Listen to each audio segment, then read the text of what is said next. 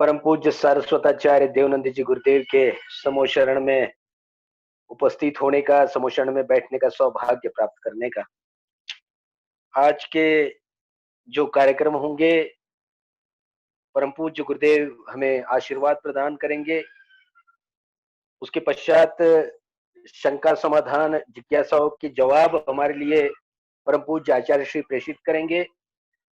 उसके पश्चात जिन्हें नमोकार तीर्थ का बड़े मजाकी अंदाज में नमोकार तीर्थ के भट्टारक जी कहा जाता है, ऐसे पवित्र कुमार मनोज सा तुलिचंद सा साहू जी, इनके माध्यम से आज महाआरती होगी। और आज भाग्य का सौभाग्य ऐसा है कि आज की महाआरती, आज का महार्घ हमारी सबकी बहुत ही आदरणीय वंदनीय दीदी वैशु दीदी के मुखारबिंद से यहाँ पर संपन्न होगी। आइए सभी लोग जल्दी जल्दी अपना स्थान ले ले, क्योंकि परम पूज्य गुरुदेव के मुखारबिंद से निकला हुआ हर शब्द प्रमाण होता है। हर शब्द मानो तीर्थंकर की वाणी के रूप में हम तक पहुंच जाता है और निश्चित रूप से हमें जीवन जीने का मार्ग मिलता है। आइए मैं आप सबसे निवेदन करता हूं कि जल्दी जल्दी अपने स्थान पर बैठ जाइए। परम पूज्य गुरुदेव के श्री चरणों में हमें नमोस्तु वंदन करना है, कोटि कोटि प्रणाम करना है, क्योंकि हम सब जानते हैं कि हमारी आज जो परिस्थितियां है, जो बहुत अच्छी अच्छी परिस्थितियां है, उसका कारण मात्र मात्र मात्र परम पूज्य सरस्वताचार्य देवनंद जी गुरुदेव के आशीर्वाद है। गुरुदेव की तारीफ करूं कैसे, मेरे शब्दों में इतना जोर नहीं। सारी दुनिया में जाकर ढूंढ लेना, मेरे गुरुदेव जैसा कोई और नहीं। हृदय से गुरुदेव सुमिरन किया तो आवाज भगवान तक जाएगी। गुरुदेव ने जो सुन ली हमारी, तो हर बिगड़ी तकदीर सुधर जाएगी, और इस बात को हम भली भांति जानते हैं।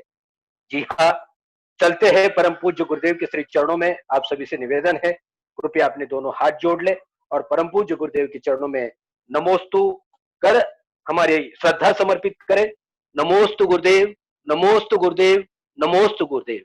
मैं परम पूज्य सरस्वताचार्य देवनंद जी गुरुदेव से आग्रह करूंगा, निवेदन करूंगा, हे स्वामी, हमें सुंदर तरीके से जीवन जीने का मार्ग बताइए। परम पूज्य सरस्वताचार्य देवनंद जी गुरुदेव। बोलिए परम पूज्य सरस्वताचार्य देवनंद जी गुरुदेव की जय। जय कारा गुरुदेव का जय जय गुरुदेव। परम पूज्य प्रज्ञाश्रमण सरस्वताचार्य देवनंद जी गुरुदेव। हमारी आवाज आप लोग चेक कर लें, आवाज ठीक आ रही है या नहीं आ रही? महाराज जी, आज आवाज बिल्कुल सही आ रही है। चलें तो मैं शुरुआत करता हूं भगवान का नाम लेकर के। आज आप लोगों की भावना के अनुरूप आपको सुख शांति का मार्ग दिखाने के लिए मैं फिर से नमोकार मंत्र के साथ में आपके पास पहुंच रहा हूं, और आपके बीच में आपकी उन्नति के लिए मैं भगवान महावीर स्वामी की इस देशना के कुछ अंश आप लोगों को प्रदान करता हूं। विश्वास है आप सब इस महामंत्र की देशना को अपने जीवन में आत्मसात करके जीवन को उन्नत और महान बनाएंगे। इसी सद्भावना के साथ मंगलाचरण पूर्वक मैं अपना उपदेश प्रारंभ करता हूँ। काउन नमोकारम हरिहंताणम तहेव सिद्धाणम आयरी वज्जायाणम लोयम्मिया सवसाहुरम। जय मंगल भूदाणम विमलाणम नानदं सन्मयाणम त्रैलोक्य सेहराणम नमो सया सवशेताणम। अंतिम शासन नायक युग प्रमुख भगवान महावीर स्वामी और उनकी आराध्य आचार्य आर्ष परंपरा के कट्टर समर्थक परम पूज्य गणाधिपति गणधर आचार्य गुरुदेव कुंतु सागर जी महाराज को मैं अपना नमस्ते निवेदित करके आप सब लोगों के लिए, आपके जीवन को मंगलमय बनाने के लिए आज की यह दिव्य देशना प्रारंभ करता हूँ। जैसा कि आप सब लोगों ने कल सुना था नमो अरिहंताणम नमो सिद्धाणम। इन दो तीर्थंकरों का कलर जो है, तीर्थंकर या परमेष्टि, आप जब सफेद कलर में इनका चिंतन ध्यान जाप करते हैं तो हमारे शरीर के आरोग्य के लिए होता है। और जब हम नमो सिद्धाणम का ध्यान या नमो सिद्धाणम का जाप हम लाल रंग में करते हैं, तब हमारे लिए शरीर में तेज, स्फूर्ति, उत्साह निर्माण होता है। जो लोग डिप्रेशन में चले जाते हैं, जो लोग तनाव में रहते हैं, उनके लिए नमो सिद्धाणम का जाप बहुत अच्छा जाप है। आप जो हैं इसके लाल रंग में, लाल कलर की जगह में बैठ करके भी आप इसका चिंतन मनन और ध्यान कर सकते हैं। आज मैं आपके लिए बताने वाला हूं कि आजकल हमारे बच्चे पढ़ने में बहुत स्मार्ट हैं, बहुत ही होशियार हैं, बहुत ही अच्छे नंबर ला सकते हैं, किंतु इतना होने के बाद भी ओवर कॉन्फिडेंस में वो इतने रहते हैं कि मुझे सब याद है, मैं कुछ भूलूंगा नहीं, मुझे सब कुछ याद है, मेमोरी में है। किंतु जब वो एग्जाम देने जाते हैं या लिखने जाते हैं तब उस समय जो है वो भूल जाते हैं। ऐसी स्थिति में कई लोगों का ऐसा नेचर होता है कि उपदेश सुनते हैं, शास्त्र पढ़ते हैं, भूल जाते हैं। कई लोग जो है कोई काम करते हैं, काम करते करते दूसरे बातों को, कामों को भूल जाते हैं। कई लोग जो हैं, किसी ने, उनके पेरेंट्स ने या माँ बाप ने कुछ बोला या बच्चों ने कुछ बोला तो उनको आपस में किसी प्रकार का कोई याद ही नहीं रहता है। तो ऐसी स्थिति में हमारे लिए क्या करना चाहिए? एक्चुअली आप कितनी भी मेडिसिन खा लो, कितना भी आप हॉस्पिटल चले जाओ, कितना भी आप जो है दवाइयां ले लो, मेमोरी बढ़ाने के लिए कोई आपके लिए मेडिसिन है ही नहीं। यदि मेडिसिन खाने से मेमोरी बढ़ जाती थी तो घर बैठे लोग जो हैं अपने आप को सारा ज्ञान वहीं प्राप्त कर लेते थे। किंतु ये ज्ञान सीखने के लिए जहाँ एक और हमारे लिए विद्याभ्यासी बनना पड़ता है, सीखने के लिए अपनी लगन, अपनी निष्ठा, अपना समर्पण हमें पूरा जीवन किताब में लगाना पड़ता है। आप जीवन के आखिरी श्वास तक ये समझिए कि मैं एक विद्यार्थी हूँ। आप अपने आप को ज्ञानी मानेंगे तो आगे का ज्ञान कभी प्राप्त नहीं कर पाएंगे। आप अपने आप को दुनिया का सबसे ब्रिलियंट मानेंगे, सबसे होशियार मानेंगे, तो आप अपने आप को इसके आगे कभी भी आप तरक्की नहीं कर पाओगे। आप अपने मन में एक जिज्ञासा इस बात की रखो कि मुझे कुछ सीखना है, मुझे कुछ और जानना है, मुझे कुछ और समझना है। ये सीखने और समझने की जिज्ञासा जब हमारे मन में आ जाती है तब हम जो है अपने जीवन में निश्चित रूप से कुछ ना कुछ नया सीखते जाते हैं, नया नॉलेज पाते हैं, नई फीलिंग पाते हैं और नया उमंग और नया उत्साह हमें ज्ञान संवर्धन के साथ प्राप्त होता है। ज्ञान हमारे लिए आनंद देता है, ज्ञान हमारे लिए प्रकाश देता है, ज्ञान हमारे लिए मार्ग दिखाता है, ज्ञान हमारे लिए जो है यह तय कराता है कि तुम्हारे लिए क्या करना है। इसलिए ज्ञान को आत्मसात करने के लिए आप आचार्य के साथ जुड़िए, आचार्य परमिष्टि के साथ जुड़िए। इस युग में, इस माहौल में यदि आपका ज्ञान बढ़ाने में, आपकी प्रतिभा को निखारने में, आपके जीवन को उन्नत और महान बनाने में यदि किसी की अहम भूमिका है, यदि किसी का बृहत योगदान है तो वो हमारे गुरु होते हैं, वे हमारे आचार्य होते हैं। आप नमो आर्याणम बोलिए और नमो आर्याणम बोलने के साथ आप आचार्य परमिष्टि का एक शुद्ध मन से चिंतन करिए। आचार्य वह दुनिया की वह प्रतिभा है जो समस्त ज्ञान को आत्मसात किए रहती है। वे चारित्र के धनी होते हैं, वे तपस्वी रत्न होते हैं। आचार्य अपने जीवन की सर्व उपलब्धियों को प्राप्त करने वाली प्रतिभा होती है। इसलिए आचार्य हमारे परिवार के, हमारी समाज के, हमारे देश के मार्गदर्शक होते हैं। ये सब होने के साथ आचार्य से हमें ज्ञान प्राप्त करना है। आपको मालूम है आचार्य से ज्ञान प्राप्त करने के लिए एकलव्य ने द्रोणाचार्य की मूर्ति बनाई और द्रोणाचार्य की मिट्टी की मूर्ति बना करके उसे पीला कलर करके रोज उसके सामने हाथ जोड़ के दीपक लगा के धूप लगा के नमस्कार करते थे। इतने मात्र से एकलव्य के लिए वह धनुर्विद्या प्राप्त हुई जो धनुर्विद्या अर्जुन ने साक्षात द्रोणाचार्य के पास रहकर के सीखी। वही विद्या एकलव्य ने जंगल में अपनी कुटिया में द्रोणाचार्य की मूर्ति बना करके घर में रख करके और उसकी पूजा करके वही ज्ञान प्राप्त कर लिया। आज हमारे साथ जुड़े लोगों को मैं ये कहना चाहूंगा कि आप अपने बच्चों को यह प्रेरणा दें। आप अपने घर में अरिहंतों की फोटो के साथ, अरिहंतों के चित्र के साथ अपने गुरु का, अपने आचार्य परमेष्ठी का भी एक चित्र रखिए। आप श्रद्धा के साथ इन फोटोओं के सामने हाथ जोड़िए।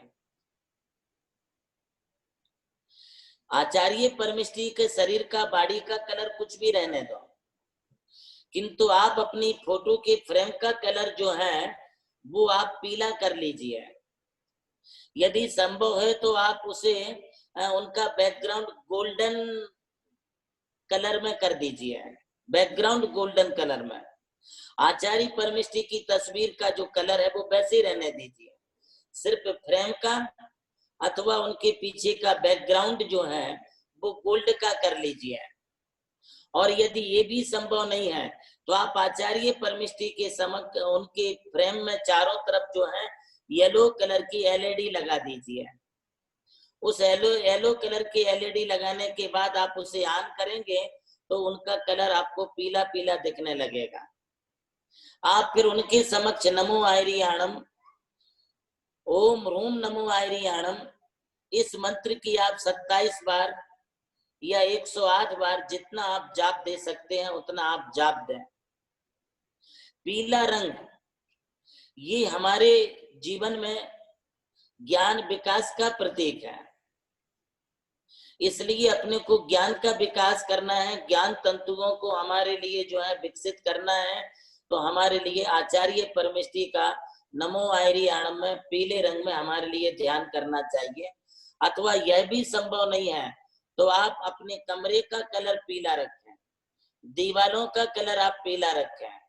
और यह भी संभव नहीं है तो आप फिर पीले रंग के कपड़े पहने, पीले रंग का ही आप आसन रखें और पीले रंग की ही आप माला रखें। तो पीले रंग की माला से आप नमो आयरियाणम, नमो आयरियाणम, नमो आयरियाणम की आप सतत जाप दें। जब हमारे शरीर में पीत वर्ण अर्थात पित्त की कमी हो जाती है तब हमारा ज्ञान जो है वो अवरुद्ध हो जाता है। जिन्हें पित्त ठीक रहता है, सम रहता है, ये एक वात, पित्त, कफ, ये तीनों जो है हमारे शरीर में सम मात्रा में रहते हैं तो फिर हमारा ध्यान, हमारी बुद्धि, हमारे ज्ञान की तरफ लगती है। और जिनके शरीर में पीत वर्ण कम हो जाता है तो फिर उनका मन, उनकी एकाग्रता, उनका उपयोग उनकी पढ़ाई लिखाई में नहीं लगता है। इसलिए हमें अपने ज्ञान को बढ़ाने के लिए अपने शरीर में कुछ पीलापन भी चाहिए और उस पीलेपन के लिए नमो आयरियाणम इस पद का ध्यान करने की बात कही गई है। इसे आप जितना करेंगे उतना अच्छा है। इसमें दिमाग बहुत तेज होता है, बहुत ही ब्रिलियंट होता है, बहुत ही स्फूर्ति के साथ आप सब कुछ समझ सकते हैं, सब कुछ आप मेमोरी में धारण कर सकते हैं। आप लोग व्यापारी लोग हैं, ऑफिशियल काम करते हैं, इंडस्ट्रियल लोग हैं, आप इंडस्ट्री चलाते हैं। ऐसे समय में आप कई बातें जो है भूल जाते हैं, ऑफिस की बात भूल जाते हैं, व्यापार संबंधी कोई बात भूल जाते हैं, लेन देन की बात को भूल जाते हैं। आप अपना उद्योग, इंडस्ट्री चलाते समय आप उससे संबंधित कोई बातें भूल जाते हैं। तो इन सब बातों को याद रखने के लिए आपको जो है क्या करना है, सिर्फ नमो आयरियाणम का जाप करना है पीले कलर में।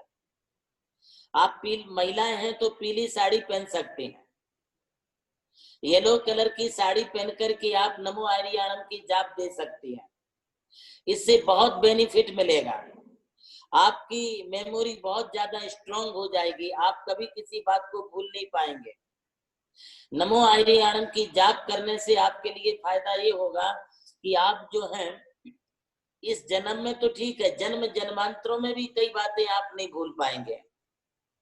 आपने कई बार शास्त्रों में पुराणों में सुना होगा कि कई लोगों के लिए जाति स्मरण हो जाता है, और जाति स्मरण होने के बाद जो है वो पिछले जन्म की सब बातों को याद करने लगते, उन्हें सब कुछ याद हो जाता है। इसी तरह से आपको भी जन्म जन्मांतरों तक धर्म की याद रहे, ज्ञान की बातें याद रहे, पूजा पाठ याद रहे, आप जो घूम करके आए, देख करके आए, यात्रा करके आए, वो सब चीज आपके लिए याद रहे। इसके लिए पीले रंग में नमो हरियाणम की जाप करनी चाहिए। अथवा फिर मैं आपके लिए बता दूं कि हमारे यहाँ 16 तीर्थंकरों का वर्ण पीत वर्ण का है, उनका आप नाम लीजिए। जैसे आप आदिनाथ, अजितनाथ, संभवनाथ, अभिनंदन, सुमतिनाथ का नाम लीजिए, शीतलनाथ, श्रेयांसनाथ, विमलनाथ, इनका नाम लीजिए, अनंतनाथ, धर्मनाथ, शांतिनाथ, कुंतुनाथ, अरहनाथ, मल्लीनाथ, नमीनाथ और महावीर स्वामी। ये 16 तीर्थंकरों में से आप किसी भी तीर्थंकर का पीले कलर में चिंतन करेंगे, पीले कलर में आप इनका ध्यान करेंगे, तो भी आपका जो है ज्ञान बहुत स्ट्रांग हो जाएगा, मेमोरी बहुत स्ट्रांग हो जाएगी। आपको बहुत अच्छी फीलिंग होगी कि देखो हमने थोड़ा पढ़ा और पूरा याद हो गया, एक ही बार हमने पढ़ा और हमारे लिए याद हो गया। ये आपको कब मिलेगा? जब आप जो है इसके लिए याद करेंगे, आप नमोकार मंत्र में नमो हरियाणम का पीले रंग में जाप करेंगे, तब आपके लिए इस प्रकार से होगा। चले हम आगे बढ़ते हैं कुछ बातों को लेकर के, और वह बात यह है कि कुछ लोगों के लिए बिना मतलब ही गुस्सा आने लगता है, बिना कारण के ही उनके लिए क्रोध आने लगता है, बिना कारण के ही उनके लिए आलस आने लगता है। सब कुछ खा रहे, पी रहे, सो रहे, मौज मस्ती सब कर रहे, किंतु कभी कभी उनके लिए किसी काम के लिए बोलो तो बोलते अभी हमारा मन नहीं है, अभी मेरा मूड नहीं है, मैं बाद में काम करूंगा। ये डिसमूड हो जाते हैं, और ऐसे डिसमूड होने के कारण वे लोग जो है उत्साह विहीन हो जाते हैं। महानुभावों, मैं आपके लिए बता दूं कि ऐसी स्थिति में जब हमारा किसी काम में मन नहीं लगता है, रोग राई से हम सहित हो जाते हैं, बहुत प्रकार की हम परेशानियों में उलझ जाते हैं, शरीर हमारा गवाही नहीं देता है, काम करने के लिए तत्पर नहीं होता है, तब उस समय आप नमो वज्रायाणम का आप हरे रंग में चिंतन करें, विचार करें। हरा रंग शांति का प्रतीक है। यदि आपको शांति चाहिए है, थोड़ा सा आपके लिए तेज गुस्सा आता है, शांति चाहिए है, गुस्से को कंट्रोल में करना है, आप क्या करेंगे ऐसे समय में? क्या कोई टेबलेट खाने से गुस्सा कम होगा? क्या आपके लिए ऐसी कोई ठंडाई दे दी जाए, आइसक्रीम दे दी जाए, कोई आपके लिए ठंडा थर्मस, कोको कोला, क्या ये दे दिए जाए तो आप थोड़ा सा दिमाग ठंडा रहेगा? नहीं। दिमाग को ठंडा रखने के लिए, दिमाग को संतुलित रखने के लिए, दिमागी संतुलन ठीक करने के लिए, अपना बैलेंस बनाने के लिए आपको क्या करना है? नमो वज्रायाणम का हरे रंग में विचार करना है, हरे रंग में चिंतन करना है। आप जितनी स्फूर्ति के साथ हरे कलर में, हरे कलर के कपड़े पहन लो तो भी चलेगा, हरा आसन बिछा लो तो भी चलेगा, अथवा रूम का कलर हरा हो तो भी चलेगा। यदि वो संभव नहीं है तो जैसे मैंने आपको बताया है कि आप पाइप लगा करके चारों तरफ आप उस पाइप में टेंट बना लें, टेंट के बीच में आप हरे कपड़े के बीच में बैठ जाए, आपको अच्छा लगेगा, अच्छी फीलिंग होगी। जब आपके शरीर का खून तेज हो जाता है तो गुस्सा आता है, और उस शरीर के खून को, उग्रता को कम करने के लिए हरे कलर में चले जाओ, हरी सीन सनहरी में चले जाओ, आपका गुस्सा ऑटोमेटिक शांत हो जाएगा, कम हो जाएगा। और नहीं तो फिर आप नमो वज्जायाणम बोलते हुए आप उपाध्याय परमिष्टि की जो बॉडी है, उपाध्याय परमिष्टि की जो शरीर है, देह है, उसके लिए आप हरे कलर में आप चिंतन करें, आपके लिए गुड फीलिंग होगी, आप अच्छा फीलिंग करेंगे कि ये चलो हमारा मन बहुत शांत हो गया है। दिमागी संतुलन यहाँ से ठीक होगा। तेज तुर्राट लोगों के लिए, जो बात में चिड़चिड़ करते हैं, बात बात में जो उग्र हो जाते हैं, बिना मतलब के घर में जो कलह होती है, झगड़े होते हैं, इसके लिए सबसे अच्छा उपाय है नमो वज्जायाणम। हरे कलर में चिंतन करें, आंखों के सामने आप ऐसा देखने की कोशिश करें कि सब हरा हरा हरा हरा दिख रहा है, तो तुम्हारे घर में सब हरा हरा भरा भरा दिखेगा। और यदि तुम गुस्से में देखोगे तो तुम्हारे घर में सब मिटा मिटा दिखेगा, सब कुछ खत्म हो गया, सब कुछ खत्म हो गया, सब चला गया, तुम्हें ऐसा फीलिंग होगा। यदि तुम गुस्से में देखोगे, गुस्से में करोगे, तो सब कुछ तुम्हारे लिए जो है वैसा दिखलाई पड़ेगा। मैं आपके लिए रामायण में लेके चलता हूं। रामायण आपने देखी है, रामायण में आपने लंका कांड देखा है। लंका कांड में सीता जी का किडनैप हुआ, सीता जी का अपहरण हुआ। रावण जो है पंचवटी से सीता को उठा के अपनी अशोक वाटिका में लंका में ले जाके वहां उसको रख दिया। राम, मेरी सीता चली गई, मेरी सीता चली गई, कहाँ मिलेगी, इसमें वो बावले हो गए, पागल सरीके होके जंगलों में इधर उधर घूमने लगे।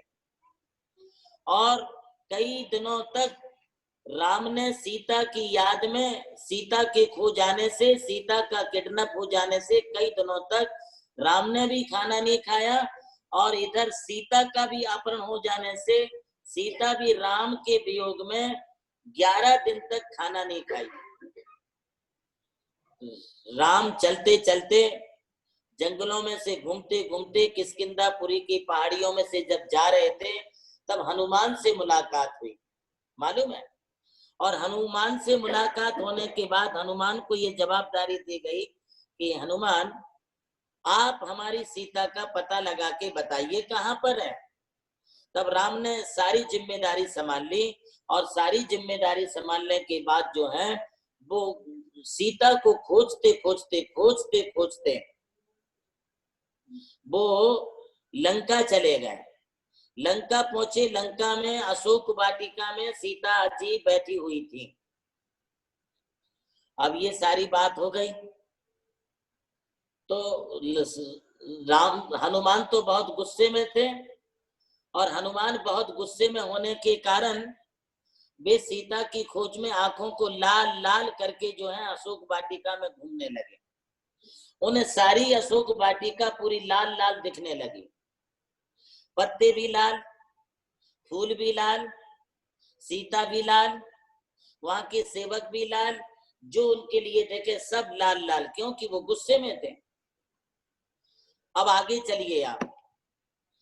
बात ये हुई कि राम की रामायण को तुलसीदास जी लिख रहे थे, और जब तुलसीदास जी रामायण को लिख रहे थे तो लिखते लिखते उन्होंने कहा कि सीता जी जिस अशोक वाटिका में बैठे थी, वह अशोक वाटिका बहुत सुंदर हरी भरी थी। उस अशोक वाटिका में अनेक प्रकार के फल फूल थे, उस अशोक वाटिका में पानी के झरने बह रहे थे, वहां पर पक्षी चहचहा रहे थे। अशोक वाटिका में सीता सुखद रीति से बैठी हुई थी। यह जब वो लिखते लिखते एक और बात लिखने लगे कि सीता जी जिस वृक्ष के नीचे बैठी थी, उस वृक्ष में सफेद रंग के फूल थे जो बहुत सुंदर थे, ताजे थे, रजनी के फूल थे, मोगरा के फूल थे, ऐसा वो लिखने लगे। हनुमान बीच में उचक पड़े, बोले तुलसीदास जी बस करो, अपनी रामायण बंद करो। बोले आप बिना देखे सब कुछ लिख रहे हैं, मैंने वाटिका को देखा है, अशोक वाटिका मैंने देखी है, तुम जो बोल रहे जो लिख रहे वो गलत है। अशोक वाटिका के फूल सफेद नहीं लाल थे, अशोक वाटिका में सारे वृक्ष लाल थे, अशोक वाटिका में जो कुछ था सब लाल लाल था। तुलसीदास जी ने कहा नहीं हनुमान, वहां लाल लाल नहीं था, वहां सफेद फूल थे, हरे पेड़ थे। दोनों में काफी विवाद होने लगा। जब दोनों में विवाद होने लगा तब उस समय बीच में राम जी आ गए और राम जी ने कहा आप झगड़ो मत, लड़ाई मत करो। बोले बात क्या है? बोले बात स्पष्ट है। राम ने कहा हनुमान तुमने जो देखा है वो गुस्से में देखा है, इसलिए तुम्हें सब कुछ लाल लाल दिखाई पड़ रहा है। और यहाँ श्रीमानस रामचरित्र जो हमारा लिखा जा रही है, तुलसीदास जी बड़े शांत स्वभाव के कारण उन्हें अपने ज्ञान चक्षुओं से जो कुछ दिखलाई पड़ रहा है वो उसे देख करके लिख रहे हैं। अशोक वाटिका के फूल लाल नहीं सफेद थे। महानुभावों, हमारे कहने का प्रयोजन ये है कि जब हम गुस्से में देखते हैं तो हम जैसे रहते हैं सामने वाले सब हमारे लिए वैसे ही दिखने लगते हैं। इसलिए हम शांति की आंखों से देखें, शांत चित्त और शांत मन से देखें, हमारे लिए सब कुछ सही नजर सही देखने में आएगा। यदि हमारी दृष्टि सही है तो सृष्टि सही हमारे लिए लगेगी। इसके लिए नमो वच्छायाणम इस पद का हमारे लिए हरे कलर में जाप करना चाहिए। आज मैं आखिरी बात नमोकार मंत्र के नमो लोहे सब साउड़म पद के साथ जोड़ना चाहता हूं। बिना मतलब के आपस में मनमुटाव हो जाता है, बिना मतलब के एक दूसरे की बातों में अंडरस्टैंडिंग नहीं रहती है, कभी पति पत्नी में अंडरस्टैंडिंग नहीं रहती है, कभी जो है माता के साथ बेटों का, बेटे के साथ पिता का, भाई भाई में ये अंडरस्टैंडिंग नहीं रह पाती है। इसकी वजह से जो है आपस में तनातनी होती है, एक दूसरे के प्रति नाराजगी आ जाती है, एक दूसरे के प्रति जो है देखने का नजरिया बदल जाता है। यदि बेटे के लिए माँ कहती है कि आप भोजन कर लो, खाना खा लो, अच्छे के लिए बोल रही है, नहा लो, आराम करो, तो भी बेटे जो है उन बातों से चिढ़ करके जो है कुछ अलग ही मीनिंग निकालते हैं। ऐसी स्थिति में अपनी इस तनातनी को, मन मुटाव को दूर करने के लिए हम क्या करें जिससे आपस में प्रेम बना रहे। और आपसी प्रेम भाईचारा बनाने के लिए यदि इस धरती पर कोई है तो वे सिर्फ साधु संत महात्मा हैं, जिन्होंने मुनि पद को धारण कर लिया है, जो अपने जीवन में दिगंबरत्व को धारण किए हुए हैं, जो अपने जीवन में साधना के मार्ग पर चल रहे हैं। ऐसे साधु संतों के शरण में हम जाएं, अथवा हम नमो लोहे सब साहुणम इस पद को हम स्मरण करके नमस्कार करें तो हमारे जीवन की ये सब मन मुटाव दूर हो सकते हैं। इसके लिए हमें प्रतिरोधक शक्ति को पैदा करना पड़ेगा। और प्रतिरोधक शक्ति का मतलब ये है कि हमें ऐसी एनर्जी, ऐसा हमारे लिए कार्य करना होगा जिससे किसी प्रकार के दुष्परिणाम हमारे ऊपर ना आए, बुरे विचारों का असर हमारे ऊपर ना आए, क्रोध का प्रभाव हमारे पर ना आए, अथवा किसी के प्रति द्वेष भावना का प्रभाव हमारे ऊपर नहीं आए। हमें एक दूसरे के प्रति प्रेम के भाव आए। इसके लिए आपको क्या करना होगा?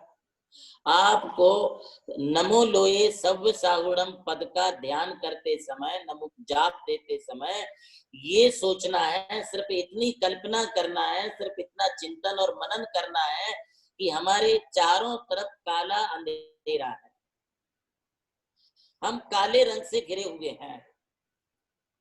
ये काला रंग तुम्हारा रक्षा कवच है। इस काले रंग के बीच में बैठ करके हम नमो लोहे सव्य साहुणम इस पद का हम ध्यान कर रहे हैं। इसको आप चिंतन और मनन करें, तुम्हारे मन में किसी के प्रति बुरे विचार नहीं आएंगे और तुम्हारे प्रति किसी दूसरे के मन में भी कोई बुरे विचार नहीं आएंगे। आज लोग जितना बातों से परेशान नहीं है, उससे ज्यादा अनुमान से, सोचने से परेशान है। वो मेरे बारे में क्या सोचता होगा, उसने मेरे बारे में क्या बोला होगा। हम अपने भाई के प्रति ऐसा सोचते, अपने माँ बाप के प्रति ऐसा सोचते, अपनी पत्नी के प्रति, अपने पति के प्रति, अपने बेटा बेटियों के प्रति हम जो ऐसा सोचते हैं, और यही अनुमान हम दिन रात लगाते रहते। इसकी वजह से जो है कई प्रकार की गलत फहमियों में हम लोग उलझ जाते हैं, फंस जाते हैं, और इस गलत फहमी के कारण अपना परिवार बिखरने लगता है, अपना परिवार टूटने लगता है, हमारे बेटे हमसे दूर हो जाते हैं, हमारी पत्नी पिहर जाने को बोलती है, हमारा पति अलग रहने को बोलता है, तलाक देने की बात करता है, सास बहू से अलग होने की बात करती है, एक घर में 2 चूल्हे हो जाते हैं सिर्फ इन गलत फहमियों के कारण। यदि घर में अपनी एकता बढ़ानी है, घर का माहौल सुधारना है, घर में सब मिलजुल करके रहें, यह विचार यदि अपने मन में लाना है तो हमें प्रतिरोधात्मक शक्ति को पैदा करना होगा, बुराइयों से बचना होगा, क्रोध आदि से बचना होगा, हमें अपने नजरिए को बदलना होगा, और इस नजरिए को बदलने के लिए अपने को नमो लोहे सभ्य सावोड़म का चिंतन, जाप, स्मरण करना होगा। इससे अपने को बहुत बेनिफिट होगा। आप 24 तीर्थंकरों में से भगवान पार्श्वनाथ का सामलिया पार्श्वनाथ शिखर पर भरो बिला जो जी, ऐसा भी आप विचार कर सकते हैं। और पार्श्वनाथ भगवान को आप श्याम वर्ण में, काले वर्ण में आप चिंतन कर सकते हैं। ये हमारे लिए, हमारे रक्षा कवच का काम करेगा। हमारे मन के भीतर किसी प्रकार की बुराइयों को प्रवेश नहीं करने देगा। ये बुराइयों से बचने का प्रतीक है। आप इसका चिंतन और मनन करें तो ये चिंतन और मनन करने से हमारे लिए किसी प्रकार की कोई भी गफलत नहीं होगी, किसी प्रकार का जो है अपने लिए कोई भी तकलीफें नहीं होंगी। मैं आपको इन पंच परमिष्टियों के 5 कलर में आपके लिए ध्यान की और जाप की बात किया हूं।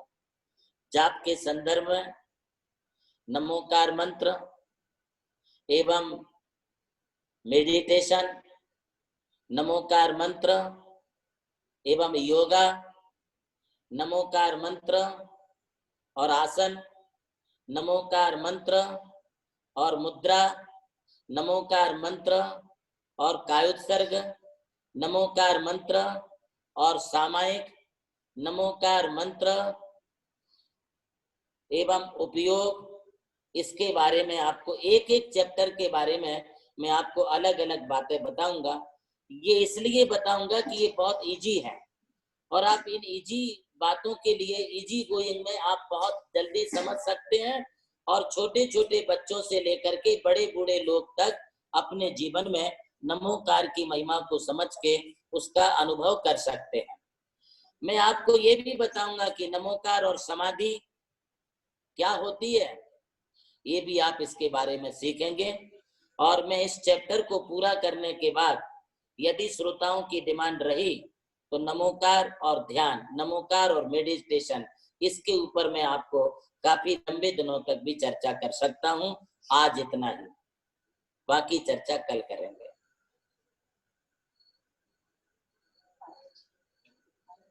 बोले परम पूज्य आचार्य श्री देवानंद जी गुरुदेव की जय। अभी हमने परम पूज्य गुरुवर को सुना। मैं तो हमेशा कहता हूं कि इनके मुखारविंद से जो शब्द निकलता है वो परमपिता परमेश्वर के शब्द होते हैं, तीर्थंकर के शब्द होते हैं। ऐसे आशीर्वाद लगातार परम पूज्य गुरुदेव के हमारे लिए प्राप्त होते हैं और शायद यही वजह है कि हमारा जीवन इतना सुंदर रूप से लगातार आगे चलता है। आइए, बहुत सी जिज्ञासाएं बहुत से लोगों के दिलों में है और परम पूज्य गुरुवर को वो जिज्ञासा को पूछना चाहते हैं। मैं पुनः कह देता हूं ये जिज्ञासा एक पर्ची वाली जिज्ञासा नहीं है। आपको जो भी धर्म के बारे में जो भी पूछना है, वो निश्चित रूप से आप गुरुदेव को पूछ सकते हो। लेकिन एक निवेदन मैं करूंगा कि ज्यादा से ज्यादा लोग सवाल पूछ सके, ज्यादा से ज्यादा लोग जिज्ञासा पूछ सके, इसलिए कोई भी मात्र नमोस्त कीजिएगा, किसी प्रकार की प्रस्तावना मत कीजिएगा, और अपनी जिज्ञासा गुरुदेव के चरणों में जरूर जरूर रखिएगा। आइए, जैनम जूम चैनल के माध्यम से आप इस सौभाग्य को प्राप्त कर रहे हैं। जैनम जूम चैनल जो संचालित कर रहे हैं, वे पारस जी लोहाड़े से निवेदन करता हूं कि आए और जिज्ञासा का समाधान इस कार्यक्रम का आप प्रारंभ करें। पारस जी। जो भी महाराज जी से अपनी जिज्ञासा का समाधान करना चाह रहा है, वो मोबाइल राइट हैंड कॉर्नर पे मोर बटन है, वहां पर क्लिक करने के बाद रेज हैंड करके एक बटन होगा, उसको क्लिक करें। जो रेज हैंड करेगा उसी को सवाल पूछने का मौका दिया जाएगा, और एक के बाद एक सबको चांस मिलेगा। तो सबसे पहले मैं बुला रहा हूँ प्रवीण जी जैन। श्रीमंत सेठ प्रवीण जी जैन सागर से। जी बोलिए प्रवीण जी। हम अपने गुरुदेव की जाप करना चाहते हैं। उस जाप करने से हमें शांति मिलती है। क्या हम प्रतिदिन ये जाप कर सकते हैं, और कितनी बार ये जाप कर सकते हैं? ये आपकी श्रद्धा का विषय है मृदुला जी। जी गुरुदेव। आप गुरु नाम जपो मन वचन काए, गुरु की महिमा बरनी न जाए। आप जितनी बार जपना चाहें उतनी बार जपें। ये गुरु का नाम एक ऐसा ठंडा पेय है, आप जितनी बार पिएंगे उतनी बार आपके गले को, उतनी बार आपके हृदय को, मन को शांति मिलेगी। तो आप जितना जपें, जब भी जपें, आप गुरु को जिस रूप में स्मरण करें, आप उस रूप में स्मरण करके आप अपने गुरु भक्ति से अपने जीवन में शक्ति, एनर्जी प्राप्त कर सकते हैं। नमस्ते गुरुदेव। नमस्ते गुरुदेव। अगला प्रश्न नीरज जी पाटनी।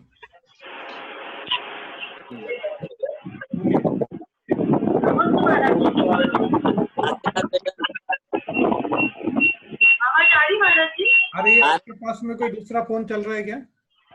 नहीं चलना शायद। हाँ, आप पूछो भाभी जी, पूछो आप। बोलिए। महाराज जी, कल आपने बोला था पद्मावती और क्षेत्रपाल जी को अपन ने पूजना चाहिए, वो समझ दीजिए।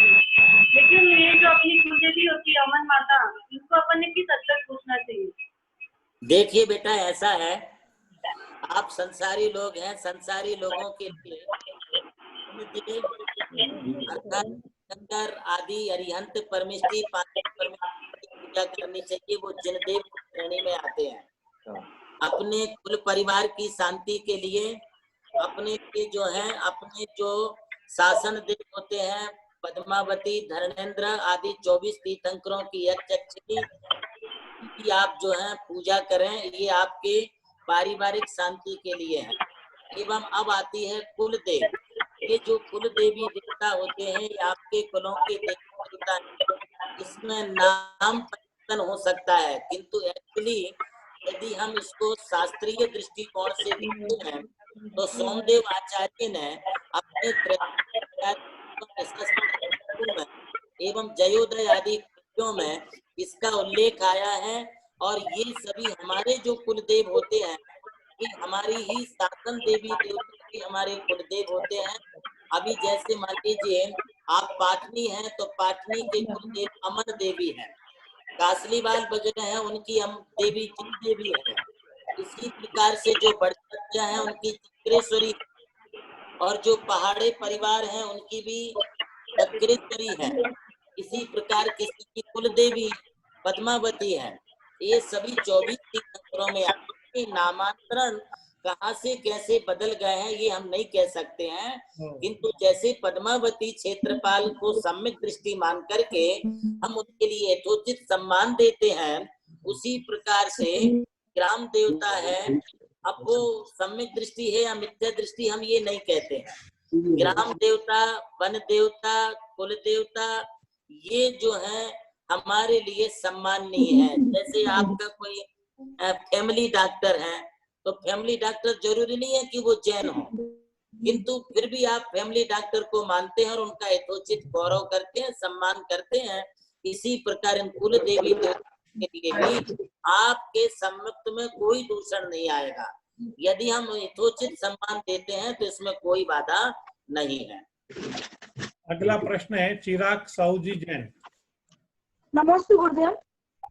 गुरुदेव मेरा ये प्रश्न है कि जब मैं पढ़ाई को बैठता हूँ पर ध्यान से कंसंट्रेट नहीं होता है इसमें, तो उसके लिए कौन सा मंत्र अच्छा है? फिर से बोलिए बेटा एक बार और। जब मैं पढ़ाई को बैठता हूँ तब घर के आवाज ये सब की वजह से कंसंट्रेट नहीं होता है ज्यादा पढ़ते हैं। समझ गया। तो इसके लिए उस समय आपने जो है क्या करना है, अपने आप को थोड़ा सा पहले आप 3 बार नमोकार मंत्र बोल लें और फिर आप 9 बार नमो आयरियाणम बोलें और पीले रंग में उसको आप विचार करने के बाद फिर आप पढ़ाई करें। घर में तो डिस्टरबेंस रहेगा, मम्मी है, पापा है, भाई है, बहन है, दीदी है, तो इनकी वजह से थोड़ा ना थोड़ा हल्ला होगा। ऐसी स्थिति में आप घर के जो है पश्चिम की तरफ आपका जो कमरा है, उस बेस्ट साइड में जो कमरा है, उस बेस्ट साइड के कमरे में बैठ करके आप नॉर्थ की तरफ अपना फेस करें, नॉर्थ फेसिंग बैठ करके फिर स्टडी करें और नमो आयरियाणम का जाप दें, तो आपका कॉन्सेंट्रेशन बनेगा और मन एकाग्र हो जाएगा और आपको मेमोरी भी स्ट्रांग हो जाएगी। बहुत बढ़िया। अगला प्रश्न है शाश्वत कासलीवाल। शाश्वत मोनाली कासलीवाल। महाराज जी नमस्ते। आशीर्वाद। महाराज जी मेरा सवाल है कि हम नमोकार मंत्र अलग अलग थीम में गा सकते हैं क्या? जैसे आप नमोकार मंत्र पे पाठ को बैठते हैं तो अलग अलग नमोकार और भक्ति। नमोकार स्वयं एक संगीत है, नमोकार स्वयं एक आर्ट है, नमोकार स्वयं अपने आप में एक परिपूर्ण कला है। आप इस नमोकार की कला जो भी नृत्य, गान, भक्ति, संगीत आदि करेंगे उतनी ही अधिक सफलता देगी। आप अलग रागों में भी नमोकार मंत्र को विभिन्न रागों में भी आप बोल सकते हैं और जितना आप राग में बोलेंगे उतना तुम्हारा मन एकाग्र होगा, उतनी निर्जरा होगी। नमस्ते महाराज जी नमस्ते। अगला प्रश्न है एसके जैन। मैं सभी प्रश्नकर्ताओं से निवेदन करूंगा वो जिस शहर से उस शहर का नाम जरूर बोले। अगला प्रश्न है एसके जैन। नमस्ते महाराज। नमस्ते महाराज। आशीर्वाद। बोलने नहीं सारा सवाल पूछ। आवाज आ रही है। ये कोरोना रोग के लिए क्या जाप करना चाहिए? अभी तो कोरोना के लिए तो अपना नमोकार मंत्र तो है ही, इसके अलावा जो इष्ट तीर्थंकर हैं उन तीर्थंकरों के भी आप जाप दे सकते हैं और आप शांतिनाथ पार्श्वनाथ की पूजा करके अथवा सप्तऋषि को अर्घ देके भी आप जो है कोरोना से मुक्ति प्राप्त कर सकते हैं। नमस्ते। हमारा सुनील जी, सुरेंद्र जी, सरस्वती देवी गंगवाल कोचिन, आप बहुत बहुत। पारस जी आप एक कोचिन से हैं, हमारे गंगवाल जी परिवार बहुत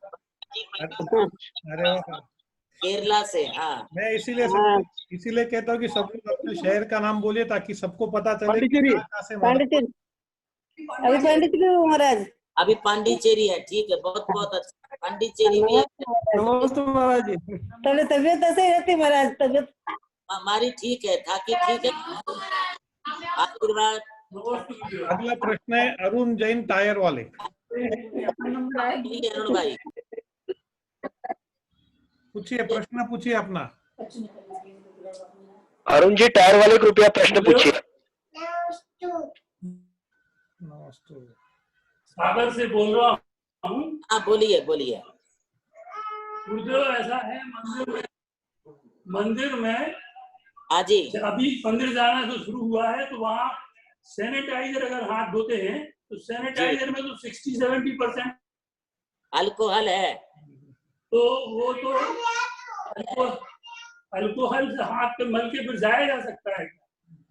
देखिए ये मेडिकल साइंस है और मेडिकल साइंस के मुताबिक अपनी सुरक्षा के लिए वहाँ पर ये सैनिटाइजर रखा गया है, इसलिए उसको आप बार ये कर लें, कोई बाधा नहीं है।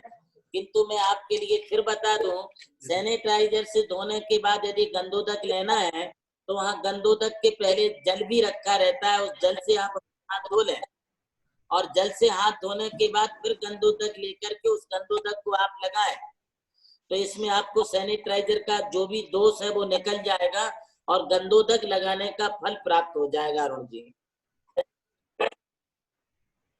अगला प्रश्न है प्रियंका जी पहाड़े. तपास सुरू असताना आज कोविड रुग्णालयातील वार्ड क्रमांक 7 मधील प्रियंका जी पहाड़े. दुर्गंधी एक असल्याचे समोर आलं. किसी का माइक खुला है. हाँ आप जो कुछ बोल सके. प्रियंका जी पहाड़े अपना प्रश्न पूछिए. हाँ चालू कर रहे बोलो. चालू करो. कुछ समझता नहीं. पेन की बढ़ गई. आवाज आ रही बेटा. आवाज आ रही, आप बोलिए बेटा. बोल क्वेश्चन पूछ. प्राप्ति बोलिए. नवीन जी बोलो, प्रश्न बोलो. बच्चों का प्रश्न है, बच्चों का प्रश्न लेना है. थोड़ा आराम से उनको. पारस भाई बोलो. 1 मिनट आपका म्यूट हो चुका है. हाँ हो गया. करिए. अनम्यूट नहीं किया उन्होंने. हो गया अनम्यूट हो गया. आप बोलिए. हाँ बोल, बात कर. नमस्ते महाराज जी. नमस्ते. हाँ बोलो. सूर्य ग्रहण में और चंद्र ग्रहण में पुस्तक को हाथ लगा सकते क्या? हाँ बेटा. जब सूर्य ग्रहण और हाथ लगा सकते क्या? किसको? जिनवानी को. हाँ सुनो बेटा, मेरी बात सुनो. ऐसा है कि जब चंद्र ग्रहण और सूर्य ग्रहण होता है ना, तो उस समय अपने को पुस्तक नहीं पढ़ना, जिनवाणी नहीं पढ़ना, बल्कि उस समय जो है आप जिनवाणी में जो भक्ति स्तुति लिखी है वो आप भक्ति से बोल सकते हैं, प्रकार की जाप कर सकते हैं. बाकी हमारे जैन धर्म में ग्रहण के समय में ऐसी कोई बाधा नहीं है. आप भक्ति कर सकते, भगवान के सामने बैठ पूजा पढ़ सकते हैं. और यदि आपको बिना देखे नहीं आती है तो पढ़ने के लिए आप उसको जो है बुक लेकर के भी बैठ सकते हैं. नहीं लगा सकते. अगला प्रश्न. भक्ति गा सकते हैं, भक्ति कर सकते हैं. उनका माइक बंद करो. पारस भाई बोल नहीं रहा था कब से. नवीन पहाड़े वो बोल रहे शिक्षक को कुछ समझता नहीं. चलो तो सुनो. नवीन पहाड़े बोलो. प्रश्न पूछो आप. प्रकाश जी सेठी बोलिए. नवनिधि व्रत करने से घर के भंडार भरे जाते हैं, तो नवनिधि व्रत बोले तो कौन सा व्रत कैसा किया जाता है? नवनिधि व्रत होता है, ये व्रत जो है व्रत कथा कोश में इसका उल्लेख आया है, और आप उसे व्रत कथा कोश के माध्यम से इसे जान करके उसकी विधि के मुताबिक इसको करिए. इसमें 9 तीर्थंकरों की पूजा होती है. 9 वर्ष इसके लिए करना पड़ता है. इससे अपने लिए जीवन में कभी किसी प्रकार की कोई कमी नहीं पड़ती है. अगला प्रश्न है. अगला प्रश्न है पुष्पाबाई कासलीवाल मालेगांव. महाराज जी नमस्ते. नमस्ते महाराज जी. नमस्ते महाराज जी. आर्य खंडे 2.5 द्वीप के अंदर जैसे अपन सब रहते हैं, तो आगे के द्वीप में कौन रहता है? 2.5 द्वीप के बाहर तो सिर्फ त्रियंच रहते हैं. सिर्फ ये 2.5 द्वीप जो है, जम्बूद्वीप, धातकी खंड और आधा पुष्करार्ध, इसको 2.5 द्वीप कहते हैं. इसको मनुष्य लोक कहते हैं. इस मनुष्य लोक में सिर्फ मनुष्य ही निवास करते हैं, त्रियंच भी निवास करते हैं, किंतु मनुष्य लोक के बाहर प्रांग मनुष्य मनुष्य उसके बाहर नहीं जा सकते हैं. इसलिए मनुष्य के सिवाय बाकी जो त्रियंच जीव हैं, पंचेंद्रिय त्रियंच हैं, वे मनुष्य लोग 2.5 द्वीप के बाहर रहा करते हैं. और बाकी के जो स्वर्ग के देव हैं, वे भी घूमने के लिए, क्रीड़ा करने के लिए, अकृत्रिम चैत्यानों की वंदना के लिए वो भी जाते हैं. अगला प्रश्न है चंदा जी चुड़ीवाल. बोलिए चंदा जी. नमस्ते गुरुदेव.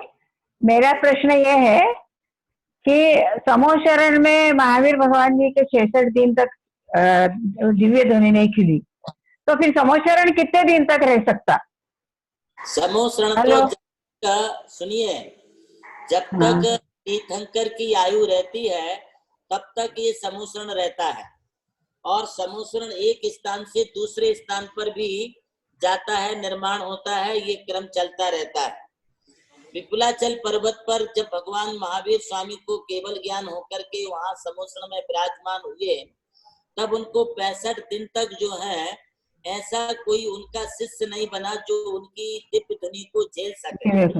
इसलिए 65 दिन तक उनकी दिव्य ध्वनि नहीं खिली। 65वें दिन जब इंद्र ने गौतम के लिए वहां लाके खड़ा किया, उनको सम्यक हो गया, उन्होंने भगवान महावीर स्वामी का शिष्यत्व स्वीकार करके दीक्षा ले ली, तो फिर 66वें दिन सुबह श्रावण बदी प्रतिपदा को स्वाति नक्षत्र के प्रथम ब्रह्म मुहूर्त में उनकी दिव्य देशना खिली और उस दिव्य देशना से जो है भव्य जीवों ने अपना कल्याण किया। अगला प्रश्न मीना जी पहाड़े। नमस्ते महाराज जी। नमस्ते महाराज जी। नमस्ते महाराज जी।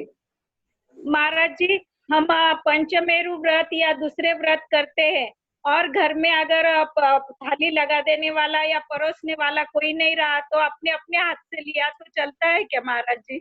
हाँ बेटा, चलता है। यदि घर में कोई दूसरा नहीं है और आपका व्रत है, आपकी पारणा वगैरह है, धारणा है, तो उस समय आप अपने हाथ से अपनी थाली लगा करके आप भोजन कर सकते हैं। और मान लीजिए आपका ही चौका है, आप स्वतंत्र हैं, तो यदि बीच में भी आपको लगता है तो मौन से आप उसमें अपनी थाली में डाल के ले सकते, इसमें आपके लिए कोई दोष नहीं है।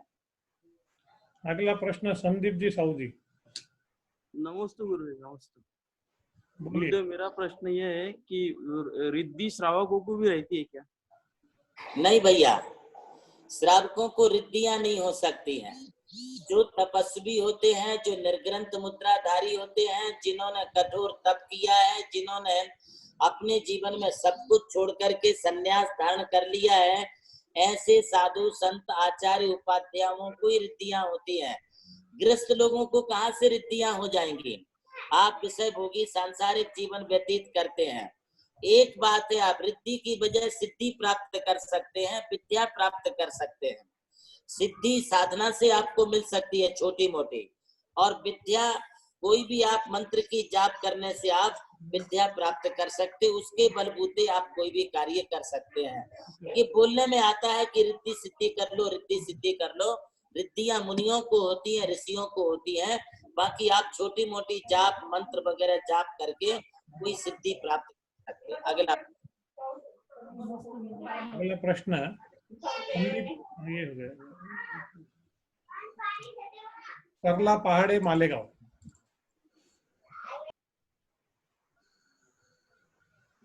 बोलिए। बोला। क्षयपसम और साधना का ध्यान भिन्न कैसे हो सकता है?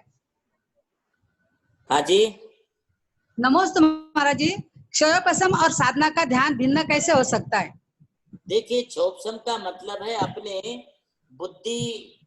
बुद्धि कौशल्य को बढ़ाना, और वो बढ़ाने के लिए जो है आप खूब भक्ति करिए, दान पूजा आदि करिए, स्वाध्याय करिए। इसको करने से आपका क्षोपसम बढ़ेगा, बुद्धि बढ़ेगा। तो साधना भी इसी में आ गई महाराज जी। तब यही साधना है आपके लिए। पूजा पाठ करना ही आपकी साधना है। आपको घर में रह के मेडिटेशन ध्यान नहीं हो। नमस्ते महाराज जी। नमस्ते। अगला प्रश्न है नीलम अजमेरा। गाड़ी में नहीं, घर से प्रश्न है, बोलिए। नमस्ते महाराज जी। महाराज जी, आप विद्यालय का स्वरूप समझाने वाले, तो निवेदन है कि आप समझाइए ना महाराज। बेटा आपका प्रश्न समझ नहीं आ रहा है, नेटवर्क कम आ रहा है बेटा आपका। जोर से अच्छे से बोलिए। महाराज जी, विद्यालय का स्वरूप, सिद्धालय का स्वरूप, सिद्धालय का स्वरूप क्या है,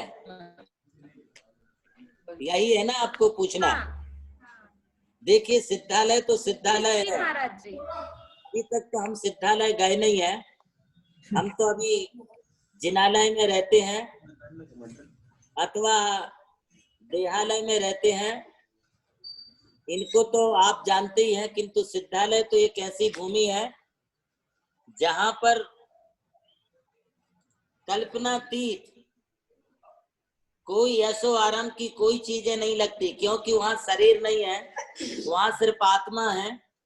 इसलिए आत्मा को अनंत सुखों की अनुभूति दिलाने वाला स्थान है।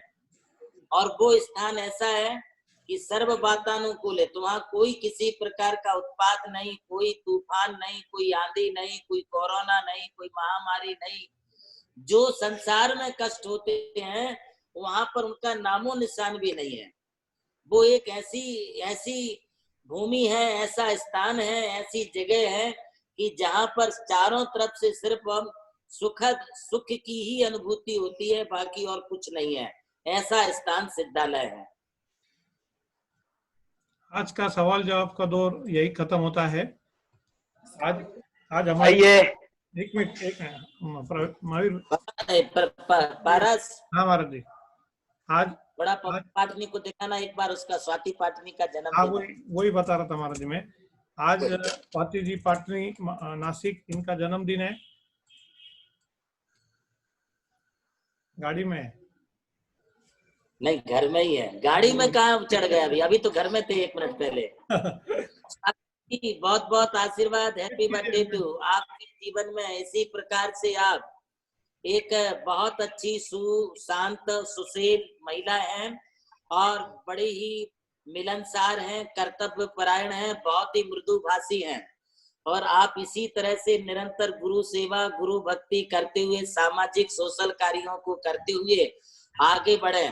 मुझे तो लगता है स्वाति जी आप पवन को पहले मोक्ष मार्ग में भेज देंगे। और जैसे ही पवन आगे बढ़े कि उनके पीछे आप उनके पद चिन्हों पर चलते जाइए। यही मेरा आपके जन्मदिन पर आपको बहुत बहुत बहुत बहुत शुभकामनाएं और आशीर्वाद है। नमस्ते। सभी गुरु भक्तों की ओर से भी भाभी जी को बहुत बहुत शुभकामनाएं जन्मदिन की।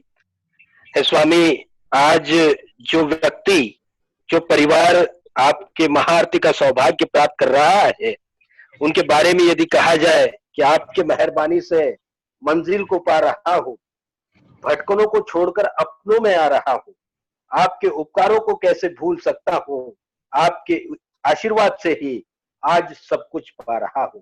आप बड़े सुंदर रूप से जब आप बोलते हो आओ भट्टारक जी, तो मुझे ऐसा लगता है उसके जैसा अपने आप को भाग्यशाली समझने वाला कोई व्यक्ति नहीं होता है।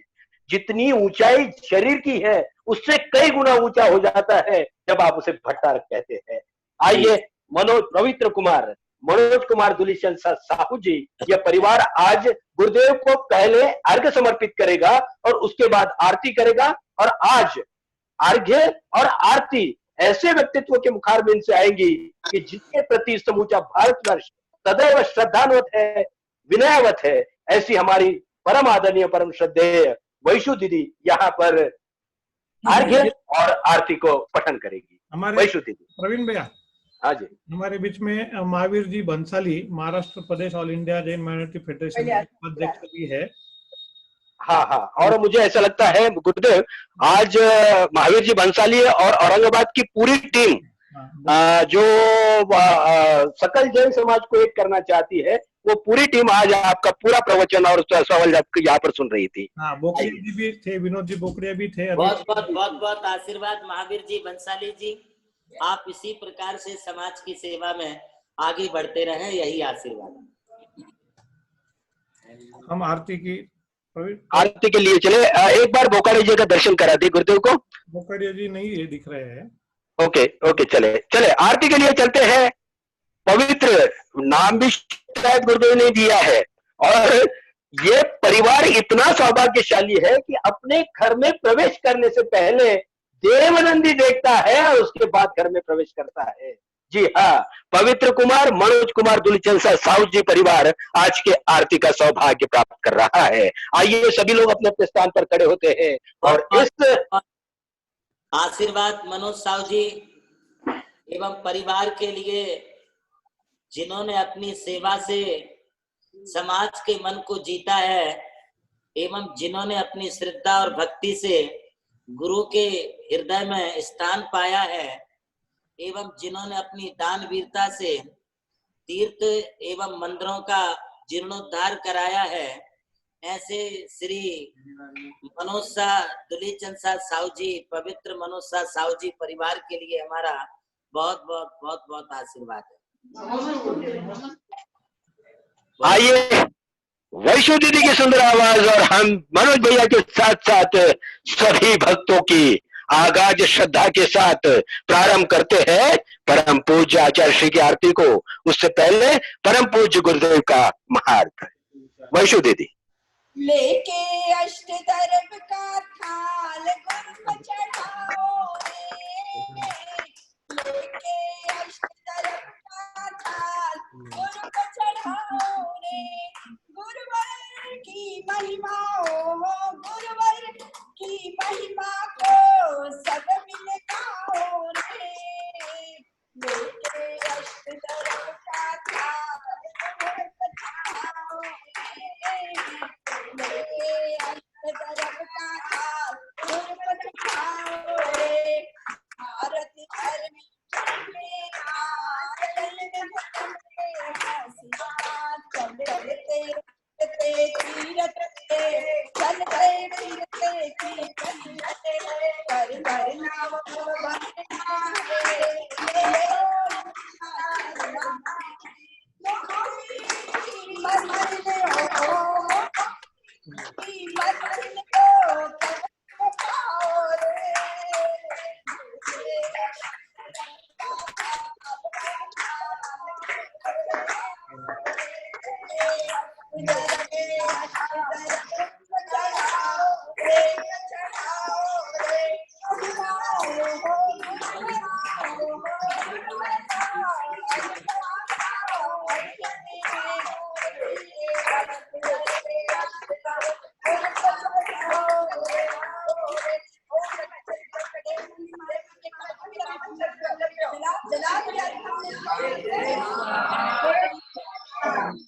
वैष्णो दीदी, वैष्णो दीदी, वैष्णो दीदी क्षमा चाहता हूँ। वैष्णो दीदी,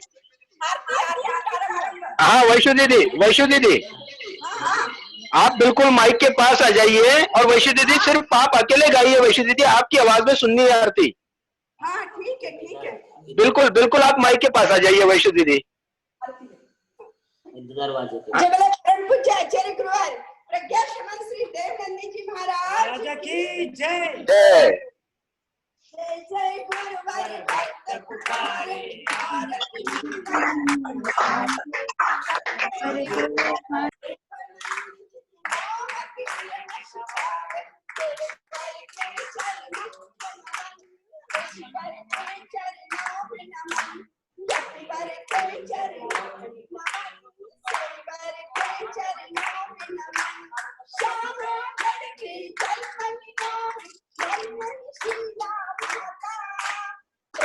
चंद्र जीविका तुम्हारे हर्षित मन मुस्काता, नगर में सब जन मंगल गावे, नगर में सब जन मंगल गावे, डोले नहीं सहारे, करके आरती देवनंद मोहती हिरण शिखावे, गुरुवर के चरणों में नमन, गुरुवर के चरणों में नमन, गुरुवर के चरणों में नमन, सूरज आए तेज रास्ता नाम बुलाए मणिमाला, सीता बचपन आई जवानी हर सर मन अपनाया, ये सब कुछ तो नाशवान, ये सब कुछ तो नाशवान, भाव विराग जगावे, करके आरती देवनंद मोहती हिरण शिखावे, शिवर के चरणों में नमन, यतिवर के चरणों में नमन, सुरवर के चरणों में नमन, तो सागर गुरुवर में तुम दीक्षा की उजाला, देखी तन की कोमल बात देवनंद प्यारा, चारित्र रथ पर चढ़ गए गुरुवर भक्ति घाट तुम्हारे, करके आरती देवनंद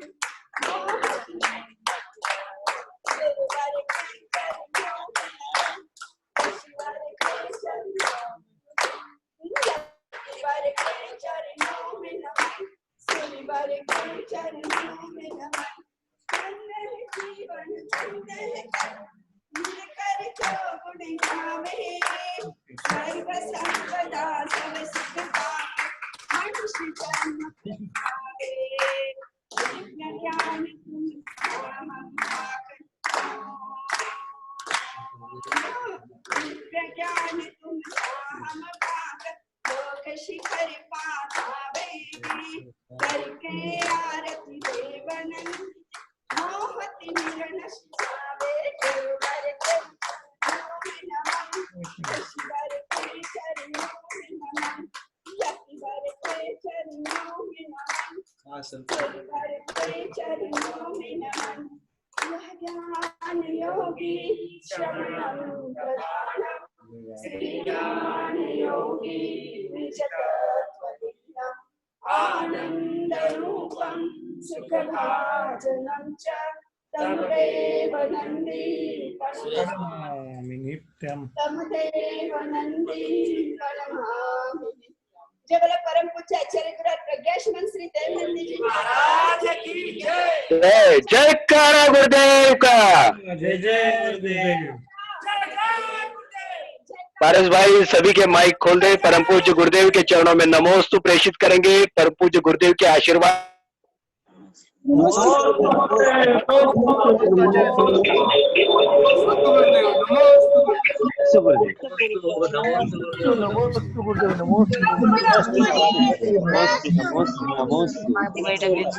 औरंगाबाद की ओर से नमस्ते महाराज।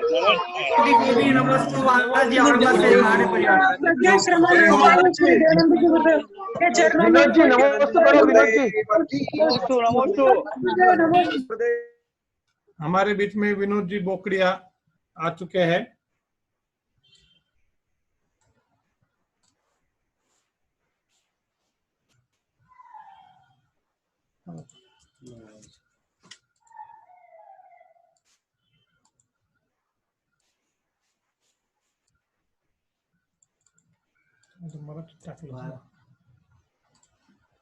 बहुत बहुत आभारी है गुरुदेव आपके।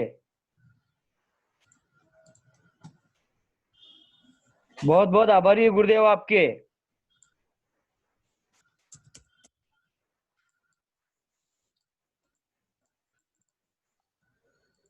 आशीर्वाद है सब।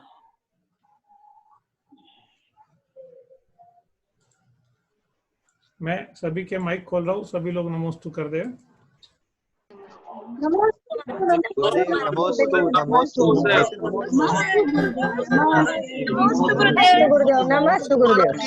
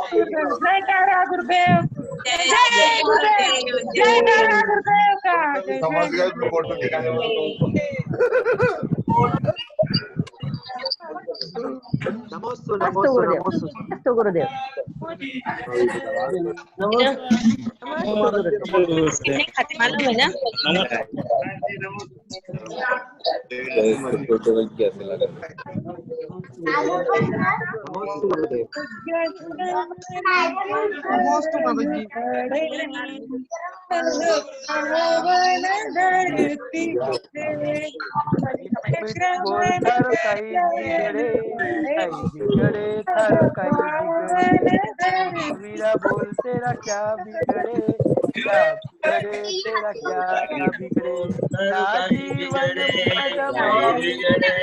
जीवन प्राण मालूम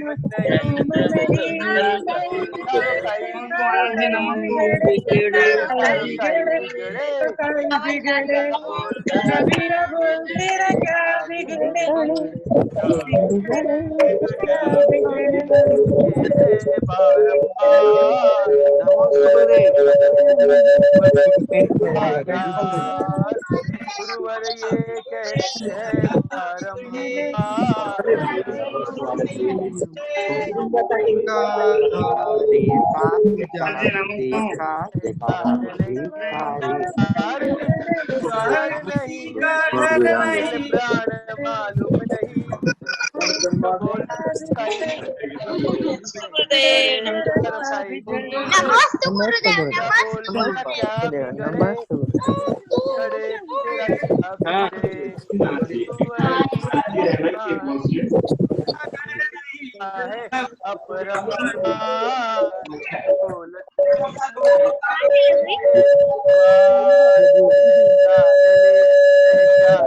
गुरुवर ये कहते हैं बारंबार नहीं प्राण मालूम नहीं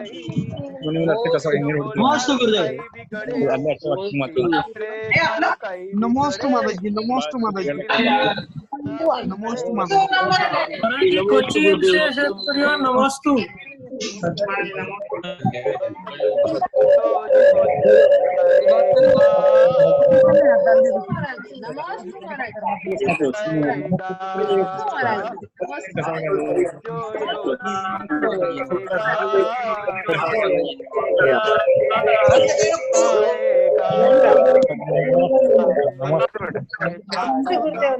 नमस्ते महाराज जी नमस्ते महाराज जी नमस्ते महाराज जी नमस्ते महाराज जी